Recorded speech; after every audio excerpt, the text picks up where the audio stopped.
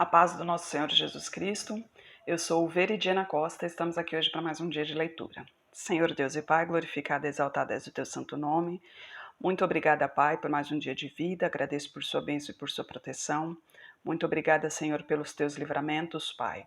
Por favor, nos abençoe nesta leitura, que cada palavra sua, Senhor, seja ensinamento em nossas mentes e em nossos corações, nos inspire e nos direcione sempre a Ti, em nome de Jesus. Você que está chegando agora, seja bem-vindo, seja bem-vinda. Aqui é um canal para leitura bíblica, tá? Não prego placa de igreja, não prego religião. Aliás, não sou pregadora, né? Como eu sempre falo aqui, simplesmente sou uma filha do Senhor que quer proclamar a palavra do Senhor. Estamos no primeiro livro de Samuel. E só fazer um comentário aqui, referente a um comentário, aliás, do vídeo anterior. Eu não fico olhando com frequência o YouTube, e não recebi o e-mail do YouTube, né, que eu vou programar para receber, em relação aos comentários. Falando sobre Saul, que consulta a quem ele pensa ser Samuel. A palavra de Deus diz que não devemos consultar feiticeiros, médios, quem consulta mortos e coisas do tipo, porque quem faz isso não é filho de Deus, quem faz isso é ímpio, né? Porque Deus deixava isso muito bem claro para que eles não se igualassem aos povos, né, às nações vizinhas. A palavra Jesus compara a morte como um sono profundo, que nada sabe. Então, adormeceu profundamente, não tem entendimento algum. A partir do momento em que morre, não tem entendimento algum e será ressuscitado somente na vinda de Jesus.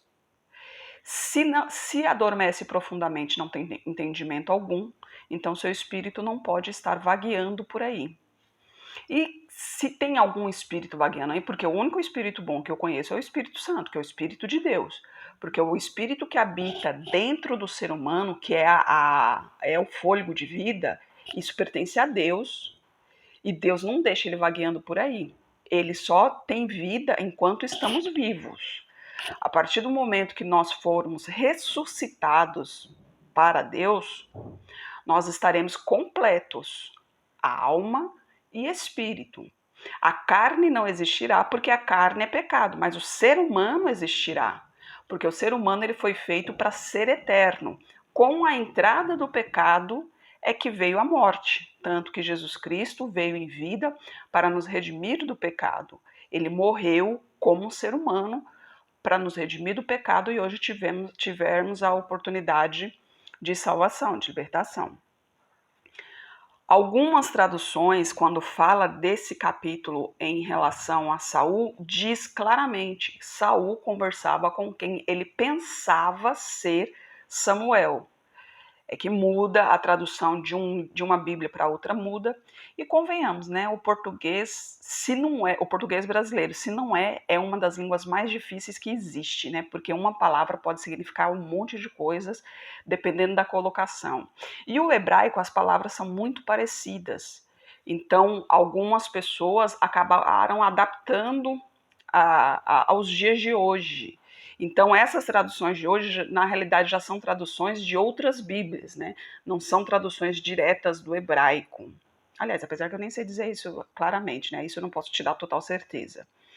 Eu acabei falando isso, nem sei o porquê. Não tenho total certeza se é tradução de outras, se é atualização de outras Bíblias em relação da linguagem ou se é tradução direta do hebraico, né?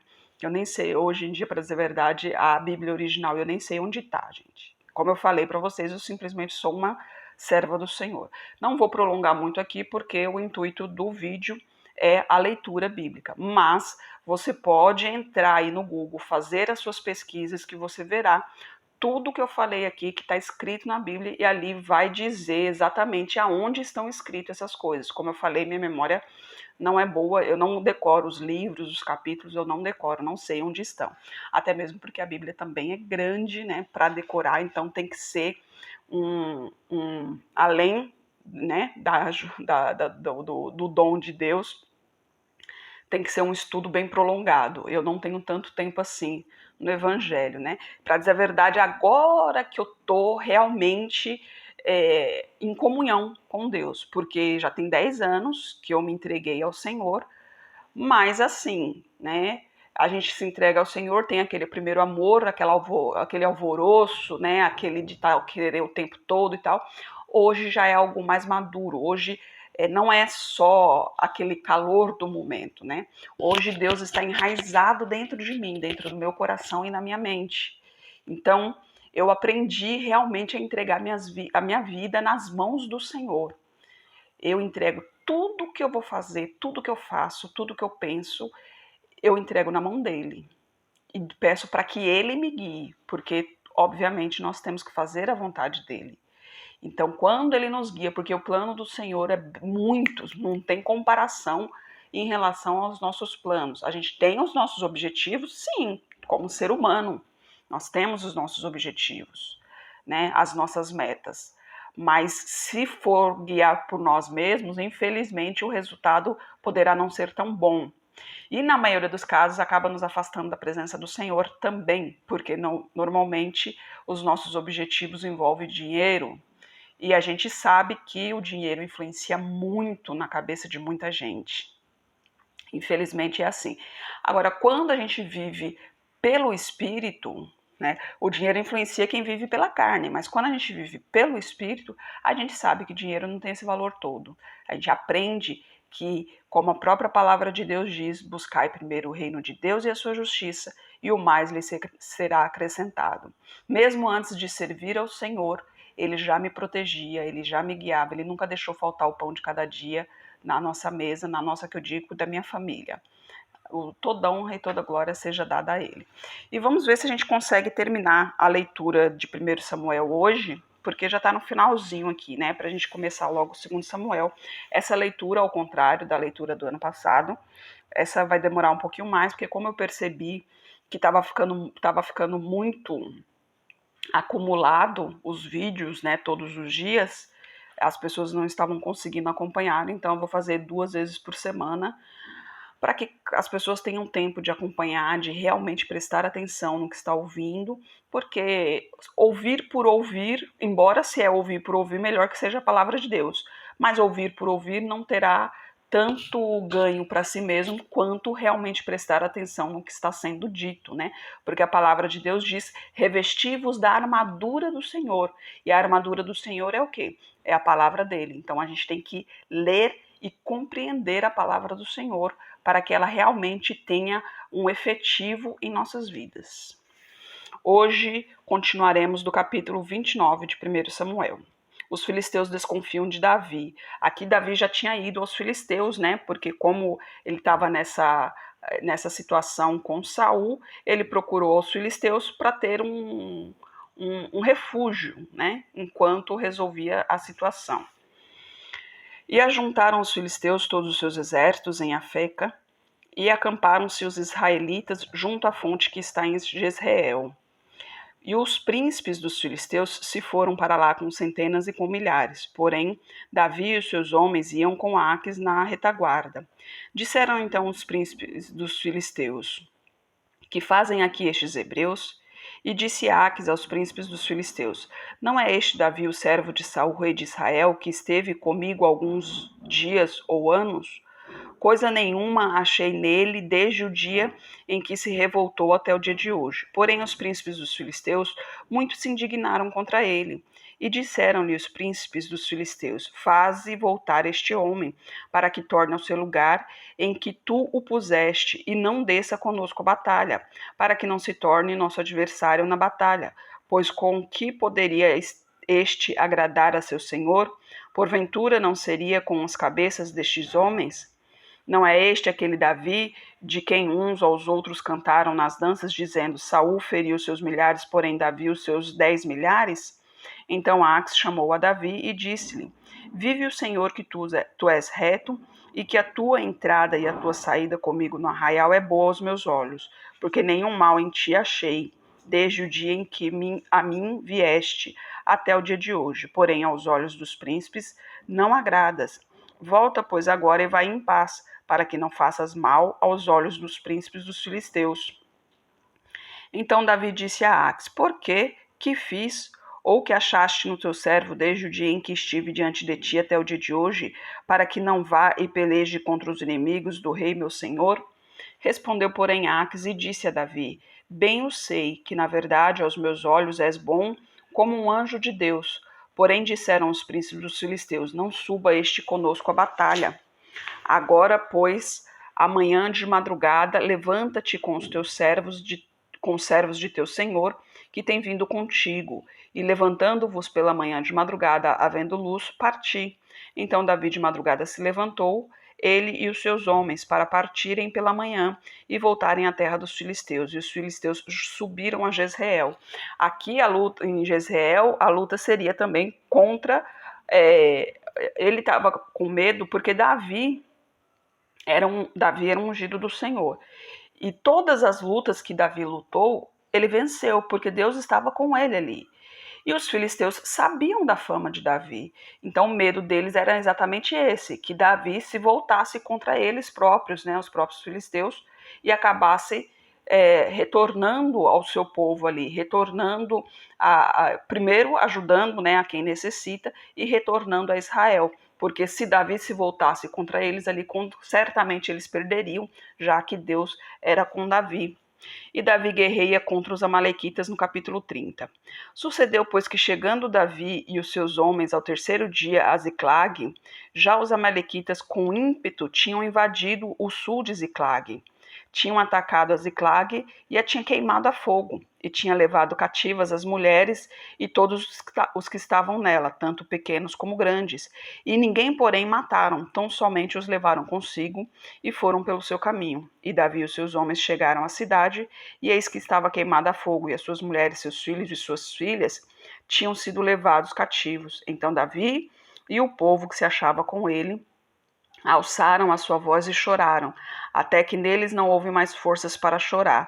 Também as duas mulheres de Davi foram levadas cativas, Ainoã, a jezreelita, e Abigail, a mulher de Nabal, o carmelita. E Davi muito se angustiou, porque o povo falava de apedrejá-lo, porque a alma de todo o povo estava em amargura, cada um por causa de seus filhos e de suas filhas.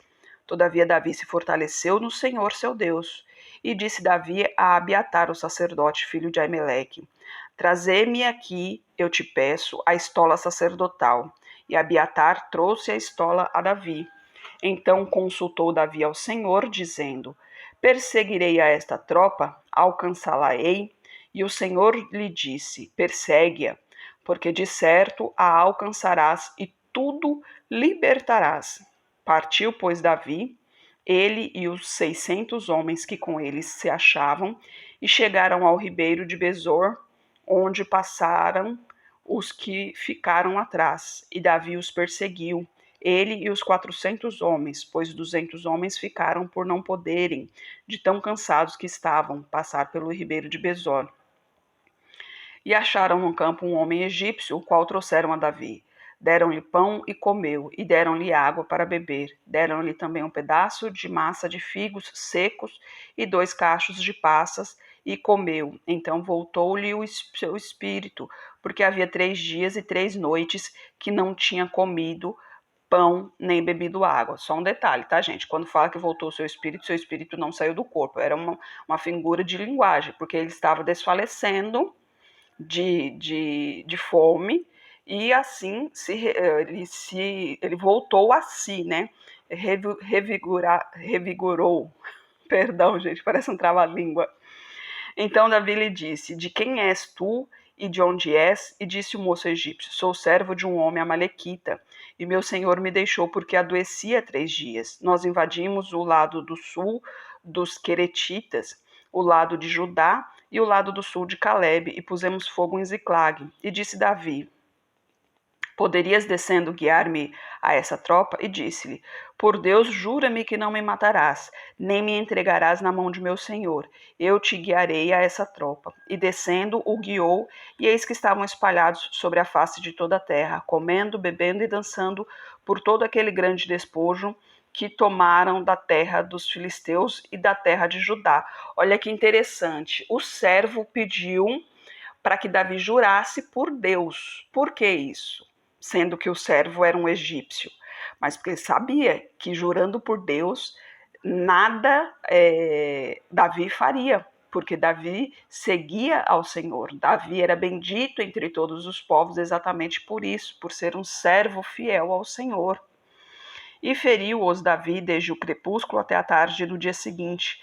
Nenhum deles escapou, senão só 400 moços que, montados sobre camelos, fugiram. Davi feriu até a tarde do dia seguinte. Imagina só, ele exausto e mesmo assim guerreou contra e venceu. Por quê? Porque Deus estava com ele ali. Quem estava lutando ali era Deus, né? Deus sempre à frente. Assim salvou Davi tudo quanto tomaram os amalequitas. Também as suas 2 mulheres salvou Davi. E ninguém lhes faltou, desde o menor até o maior, e até os filhos e as filhas. E também o despojo de tudo quanto lhes tinham tomado. Tudo Davi tornou a trazer. Também tomou Davi todas as ovelhas e vacas e levaram-nas adiante do outro gado e diziam: Este é o despojo de Davi.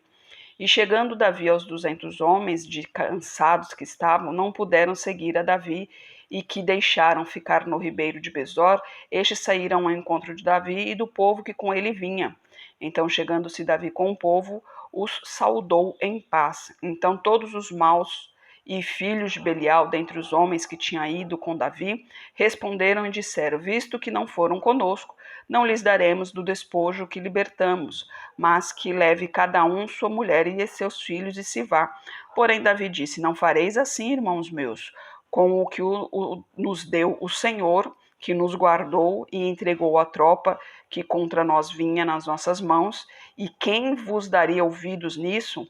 Porque qual é a parte dos que desceram a peleja, tal também será a parte dos que ficaram com a bagagem, igualmente repartirão. O que assim foi desde aquele dia em diante, porquanto o pôs por estatuto e direito em Israel até o dia de hoje. E chegando Davi a Ziclag, enviou do despojo aos anciãos de Judá, seus amigos, dizendo: Eis aí para vós uma bênção do despojo dos inimigos do Senhor, aos de Betel, aos de Ramote do sul, aos de Jatir, aos de Aroé, aos de Sifimote e aos de Estemoa, aos de Racal, que estavam nas cidades jaramelitas e nas cidades dos queneus, e aos de Orma, aos de Corazã e aos de Atasse, e aos de Hebron e a todos os lugares enquanto andara Davi, ele e os seus homens. E agora no capítulo 31, para finalizar, a morte de Saul e de seus filhos. Os filisteus, pois, pelejaram contra Israel, e os homens de Israel fugiram de diante dos filisteus e caíram mortos na montanha de Gilboa.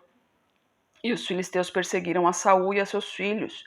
E os filisteus mataram a Jonatas, a Aminadab e a Malquizua, filhos de Saul. E a peleja se agravou contra Saul, e os flecheiros o alcançaram. E muito temeu por causa dos flecheiros. Então disse Saul ao seu pajem de armas: Arranca a tua espada e atravessa-me com ela, para que porventura não venham estes incircuncisos e me atravessem e escarneçam de mim. Porém o seu pajem de armas não quis, porque temia muito. Então Saul tomou a espada e se lançou sobre ela. Vendo, pois, o seu pajem de armas que Saul já era morto, também ele se lançou sobre a sua espada e morreu com ele. Assim faleceu Saul, seus 3 filhos, seu pajem de armas, e também todos os seus homens morreram juntamente naquele dia. E vendo os homens de Israel que estavam deste lado do vale e deste lado do Jordão, que os homens de Israel fugiram e que Saul e seus filhos estavam mortos, abandonaram as cidades e fugiram. E vieram os filisteus e habitaram nela. Perdão, gente, teve um atendimento aí. Sucedeu, pois, que vindo os filisteus no outro dia para despojar os mortos, acharam a Saul e a seus 3 filhos estirados na montanha de Gilboa, e cortaram-lhe a cabeça, o despojaram das suas armas, e enviaram pela terra dos filisteus em redor, e anunciá-lo no templo dos seus ídolos e entre o povo. E puseram as suas armas no templo de Astarote, e o seu corpo o afixaram no muro de Bet-Seã. Ouvindo então os moradores de Jabes, de Gileade, que os filisteus fizeram a Saul, Todos os homens valorosos se levantaram e caminharam toda a noite. Então tiraram o corpo de Saul e os corpos de seus filhos do muro de Bet-seã, e vindo a Jabes os queimaram. E tomaram seus ossos e os sepultaram debaixo de um arvoredo em Jabes e jejuaram 7 dias. Assim a gente termina o primeiro livro de Samuel. Aí na próxima leitura a gente já continua no segundo livro de Samuel, que é quando Davi vai receber a notícia sobre a morte de Saul. Saul, um ungido do Senhor, ele tinha tudo para andar nos caminhos do Senhor, tinha tudo para poder viver na glória ao lado do Senhor, mas ele escolheu ir pelo seu próprio caminho, Como eu falei ainda há pouco, que tudo que eu faço eu entrego nas mãos do Senhor, Que os planos de Deus são melhores, muito melhores que os nossos, exatamente é essa questão. Saul achava que o que ele fazia ali, o que ele tinha ali, o que ele pensava ali, era mais vantajoso para Deus. Deus dava uma ordem a ele e ele não cumpria claramente essa ordem, porque ele achava que a maneira que ele via era o mais certo. Quando Deus mandou destruir a cidade, agora já não me lembro qual foi a cidade, mas quando Deus mandou destruir totalmente a cidade, em seus olhos, Saul viu aquelas coisas valiosas ali, achou que isso teria valor para Deus, teria valor na casa, no templo do Senhor. E é esse o mal do ser humano, querer se guiar pelos seus próprios olhos, pelos seus próprios pensamentos. Muitos de nós não temos a firmeza de se entregar nas mãos do Senhor, não tem a fé plena, a confiança plena, Deus nos ensina a nos entregarmos totalmente a Ele, e muitas pessoas não conseguem fazer isso. É fácil? Não, não é, porque nós somos humanos, Nós temos medos. E um desses medos nos envolve, um desses medos é em questão de se preocupar com o amanhã, que Deus diz para não nos preocuparmos com o amanhã. Mas a gente acaba se preocupando, nós somos humanos, então a nossa tendência é essa de nos preocupar com o dia de amanhã. Então não digo que será fácil você entregar tudo nas mãos do Senhor, mas difícil também não é. Porque quando a gente realmente entrega nas mãos do Senhor em corpo e alma, a gente tem a certeza plena da vitória. Quando a gente aprende a andar sob os cuidados dele, sob os olhos dele, sob a graça dele, então a gente tem a certeza de que o final será feliz, A história com o final feliz, a gente tem certeza quando a gente anda sob as asas do nosso Senhor Deus. E isso é maravilhoso, Só Ele pode nos dar essa paz verdadeira dentro de nós, só Ele pode nos dar a certeza da vitória. E quando a gente se entrega verdadeiramente a Ele, a gente tem a certeza da vitória, porque a promessa dele é certa, é garantida. Deus não é homem para mentir, Deus não é homem para voltar atrás. Se Ele prometeu, Ele cumpre. E Ele nos dá essa certeza, Ele nos dá a certeza de cumprir as suas promessas e Ele nos dá a certeza da vitória.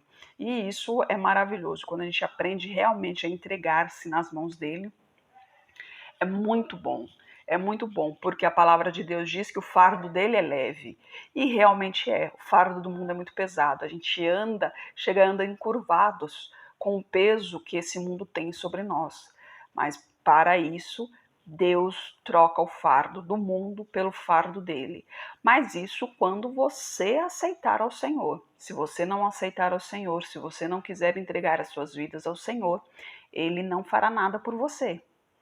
Agora, na Bíblia, ele mostra o caminho com ele e o caminho sem ele. E você tem a opção de escolha.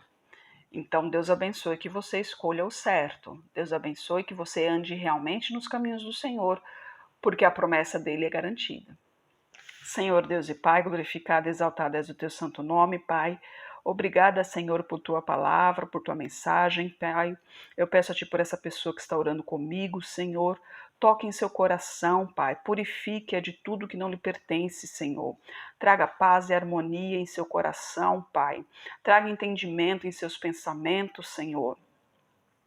Em nome de Jesus, Pai, traga cura para as suas enfermidades, Pai. Sara esse corpo, Senhor. Torna esse corpo para o templo do Teu Espírito Santo, Pai, em nome de Jesus, Senhor. Eu peço a Ti por toda a minha parentela, por toda a parentela de meu esposo. Derrama a Tua unção sobre cada um deles, Pai. Proteja-os de todo mal e traga todos para o Seu caminho, Senhor. Eu peço a Ti pelos nossos governantes, pelas nossas autoridades, que os Teus anjos estejam guiando cada um deles de acordo com a Tua vontade, Pai. Peço a Ti pelos Teus filhos. Por favor, Pai, nos capacite cada vez mais para proclamarmos o Teu Evangelho. É o que eu oro em nome de Jesus. Amém. Só lembrando, tá, gente, que as orações que são pedidas a mim, eu faço em meus aposentos durante a noite para não prolongar o vídeo aqui, certo? Afinal de contas, o intuito dos vídeos é a leitura bíblica. Que Jesus Cristo esteja em seu coração e que Deus abençoe.